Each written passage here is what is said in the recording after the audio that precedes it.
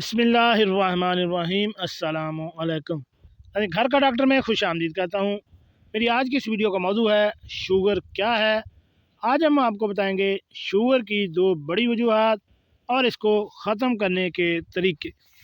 چلیے ناظرین شروع کرتے ہیں آج کی ویڈیو۔ ناظرین جب ہم کھانا کھاتے ہیں تو ہمارا جسم نشاستہ کاربوہائیڈریٹس کو شکر یعنی گلوکوز میں تبدیل کر دیتا ہے، جس کے بعد لبلبے یعنی پنکریاس میں پیدا ہونے والا ہارمون انسولین ہمارے جسم کے خلیوں کو ہدایت دیتا ہے کہ وہ توانائی کے حصول کے لیے اس شکر کو جذب کرے۔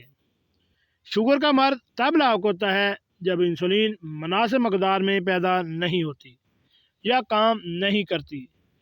اس کی وجہ سے شکر ہمارے خون میں جمع ہونا شروع ہو جاتی ہے۔ اگر کسی شخص کو شوگر ہو اس کے علامات یہ ہیں کہ اسے بہت زیادہ پیاس لگتی ہے، معمول سے زیادہ پیشاب آتا ہے خصوصاً رات کے وقت، تھکاوٹ محسوس ہوتی ہے، وزن میں نمایاں کمی دیکھنے میں آتی ہے، دھندلی نظر اور زخموں کا نہ بھرنا وغیرہ ہے۔ خون میں شوگر کی زیادہ مقدار خون کی شریانوں کو نقصان پہنچا سکتی ہے۔ اگر خون کا جسم میں بہاؤ ٹھیک نہ ہو تو یہ ان اعضاء تک نہیں پہنچ پاتا جہاں اس کی ضرورت ہوتی ہے۔ اس کی وجہ سے اعصاب کو نقصان پہنچنے کا خطرہ ہوتا ہے، جس کی وجہ سے درد اور احساس ختم ہو جاتا ہے، بینائی جا سکتی ہے اور پیروں میں انفیکشن ہو سکتا ہے۔ عالمی ادارہ صحت کا کہنا ہے کہ نابینا پن، گردوں کی نکارہ ہونے، دل کے دورے، فالج اور پاؤں کٹنے کی بڑی وجہ شوگر ہی ہے۔ 2016 سے ایک اندازے کے مطابق 16 لاکھ افراد شوگر کی وجہ سے ہلاک ہوئے تھے۔ شوگر کا علاج ایسے کیا جا سکتا ہے کہ ڈاکٹر کی ہدایت دی گئی ہوں، ان پر ادویہ کا باقاعدگی سے استعمال کیا جائے۔ اس کے ساتھ ہی متوازن غذا کا استعمال بھی بے حد ضروری ہے۔